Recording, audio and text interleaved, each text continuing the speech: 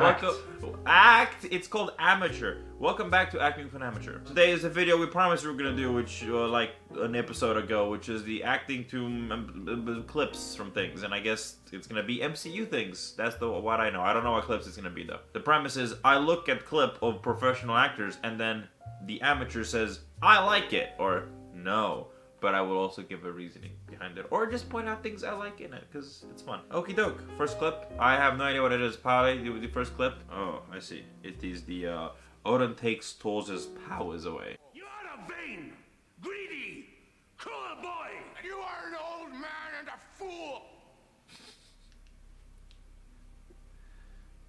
You made him sad now. I have to use that when you are going to approach me and I don't want you to speak. Aye! You have betrayed the express command of your king. Whoa. From the Thor side of the discussion, it's definitely a bit more of a rigid response, Mr. Hemsworth. It's all about understanding your wrongs, but more like succumbing to punishment than understanding your wrongs, right? The wrongs learning comes later. This is just accepting the punishment or just in awe of it. Looks like almost semi-confused, like almost doesn't know why he's there. Which is kind of funny. But it's nothing bad, I wouldn't say. It's just low-key, apprehensive Tom Hiddleston. You know, I mean, everyone loved him for a reason in this movie, right? Because he was great in the scenes he was in. And he is great, because, you know, he's playing the shy brother now that wants to help out. And obviously, just gets shut down. Like, I'm gonna use that more often in my life. Arc of where the story really starts from. It's what really kicks off the story. Like the everything building up to this point is the beforehand. But this is what kicks off the story. It's the action of banishment, right? He's done a lot of foolish things before, and he's done more foolish things. But eventually, it has caught up with him. So this is the moment where action is to be made. So it's the turning point of where the movie takes you from a lesson into a new world. Very pivotal scene. Obviously, you could say, you know, it's not like this could be cut out of a movie without it making no sense. You know, you could cut out like a fart joke or I don't know, a hammer joke, for example. You know, the movie will still be the movie, but of course. You get it. You get how storyline works. So of course, if it's such a big part of what kicks off the arc of the story, you want it to be a good scene. It's good. I mean, Anthony Hopkins. I mean, he's Anthony Hopkins. He's gonna do a good job, honestly. Well, the Thor franchise to begin with had this there was this weird air of staleness behind the lines in the world, like as if it wasn't like watching an Iron Man movie where everything felt fun and real and heavy. Whilst here, it felt like I was watching like a Shakespeare play in the park. They'd always had that feeling, and I can never let go of that feeling. And I don't know if it's because you moved from what the MCU was to like more of a fantasy type situation, but there's been stuff since that has been more fantasy, like Doctor Strange, where it didn't feel like that, where it did feel more natural. But there's something always about the Thor movies, which I think they themselves realized by going wild with the third one. And letting Taika Waititi take the lead, because I'm telling you, if that movie would not have taken a direction change, there would not be a Thor 4 or anything like that. It would have been over. It would have been cool.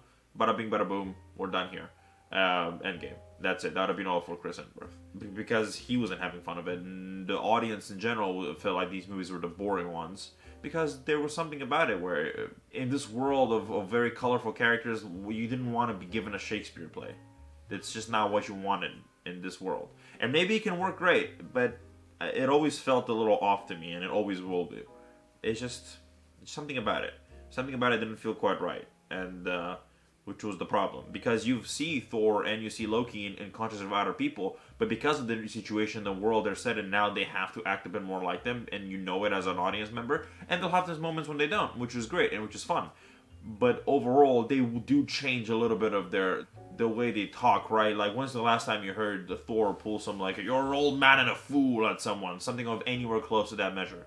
Like, I really can't remember. There might be a line out there. But if there was, then clearly it was because he was forgettable and I didn't care about it. Or two, I can't think of one, is because they stopped writing him like that. Because, again, who wants Shakespeare in the park with superheroes? Could be maybe done well. Most things can be executed well for a good team. But in this specific case, there'll always be a little bit of an air of mediocrity behind it, and no matter how good of an actor you are, you can't really save a script sometimes. That's, you know what I mean? Star Wars prequels is a good example. No matter how good you are of an actor, you're not going to save that. Natalie Portman isn't a bad actress, but she's not going to make those lines sound any better. That's my feelings on it. And the scene specifically, good scene, done to the best of the ability of what it could have been done. Second clip, so probably 2 clips a pop, since I mean it'll probably end up being for like a 15-minute video, and no one wants to sit here and watch an extra 7 minutes of the same thing. So 2 clips I think is good enough. 3 is what you'd expect maybe, but it's not like people really watch these. So unless it's like a high demand, constantly wanted to be watched, then we can maybe do 3 a pop. But we'll probably do 2 for now. We'll see how it goes. It's the first one of these anyway. So you want more clips, put them down below. I'll do it every once in a while. Like I'd rather do 2 talk videos, maybe one of these. Unless I run out of shit to talk, in which case then it'll just be me reacting to videos. So YouTube.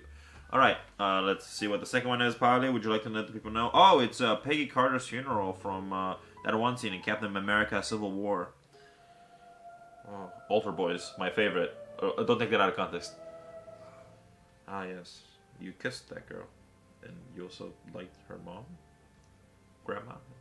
It's a little weird, Captain. It's a little weird. I always felt like that could have been given better. Something about it always stood out to me. What? I don't know. I'm an amateur. Nice. That speech I got really motivated me. Well, what are you doing I Thought he... didn't want you to be alone. No, I didn't want to be alone. Kiss. Fan base. Trust me. They were like, oh, well, they won't they? Hey, there it is. America. The delivery that I always felt the delivery about the speech of Peggy was always something about it. Maybe I always felt like I wanted a tear or something, or some level of emotion. She felt too nonchalant to me.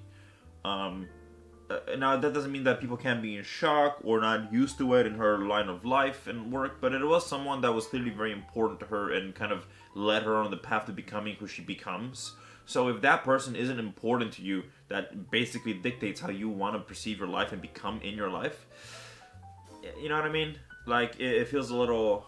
I don't know, you feel like you want a bit more, you feel like you'd expect a bit more. You think that if that was you, with someone that you were that close to, you know, you give a speech about, like, going to her office, photo of JFK, that was a lot to live up to, you wanted to live up to her. Unless she was the shitty aunt that you didn't want to be compared to, but were anyway. But that's not really the vibe I was getting from this. Also, I guess you're making out with your aunt's old boyfriend. Nice. Shame that character has never come back, by the way. Odd that she hasn't really popped back up in the movies. A shame. I think there's plenty more you could do with Agent 13, because she is a good actress, she can do a lot, but... I just felt that about a specific scene always like nagged me a little. Also, the story given. I know this has nothing to do with the acting, I suppose, per se, but I've always thought it was a little bit of a weak example. Like, I've heard good speeches about... You've heard... it could be on TV, it could be in a movie. You'll hear a good speech about, you know, whatever the situation may call for. But in this case, Steve reconfirming to himself that he should stick to his course. That's the whole point of the speech, right? And it's always bugged me. There's something about it that I always felt a little too weak. I don't know. I can't really explain it. Another piece. There you go. Peggy giving her advice about how to be a better agent. Again, feels like there was more of a connection there that you'd show more emotion towards it. Like, does she cry at any part in the movie about Peggy's death? No. She meets Cap. They make out. Bucky and Falcon go in the car. It's funny. It's great. But I just felt like, I don't know. You'd want that emotionally charged scene, or shit. Even having Steve drop a tear, he's still like there, but just have him have a tear in his face. The classic, what is it? Tobey Maguire crying, like everyone says, that one tear, the little drama queen tear. I don't know. I feel like that can show a lot of emotion, especially in his case where it feels like he's trying to hold it together. But clearly, he's cracking in some degree. And that tear could be for a lot of different reasons. It could be for losing Peggy. It could be for now losing his friends and family and the things they're working together as his ideals being broken. I think that tear could mean a lot in that scene when it's like the moment of quiet he has to be able to be by himself in a way, but in a sad location and place. I think that could be interesting, right? And Nat comes and tells him, oh, I thought you could use a friend, basically, right? And it's like that would have really built upon that tear, in my opinion. I think that very small adjustment could have been important. I think you want some emotion at a funeral. That was always one thing that always kind of bugged me about that scene. Like, it was fine otherwise. Nat and Steve were fine together. Obviously, I can't complain there. They always have chemistry together, so that's going to come back, and they've worked with each other long enough that scene is well enough. It's good. It's simple. Again, no one's going to be complaining about it. I just feel like you could have just done these small little things that could have made it better. Either have her or him be the one to shed a tear, or something like that, show the emotional impact of that death for them. And I think there's nothing wrong with that. Especially since, like, arguably the only person in this movie that's going to be shedding any sort of a tear that I can really think of is Tony. And it's both for his friend and for his parents.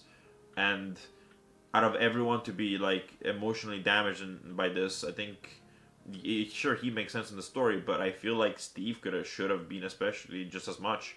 I mean, and to be completely honest, it's called goddamn Captain America. So, like, Civil War. So, now ultimately there's still more of his story than the rest, although obviously it's everyone's story implicated. That, but you should have called Captain America. Good stuff. Obviously, I don't hold a candle to anyone there, so on the off chance that they see this, I'm some asshole. So, does it really matter what I think? This is just what I would have liked to see. From one weirdo to, I don't know, another. No, I'm calling you a weirdo. I'm sorry. Yeah, I think that's that for those two clips. There you go. First of these kinds. I'm sure we'll do more. Post them downstairs. It doesn't have to be from Marvel. It can be from any movie. It can be like, I don't know. Oh, that one scene in Grown Ups 2. I love that scene. We'll react to that scene, and I'll do it. So, well, whatever the hell you're into. So that'll be that. Thank you for watching. This is acting with an amateur. I'm gonna go to my cocoon now. I have a cocoon. So Was that acting? yes.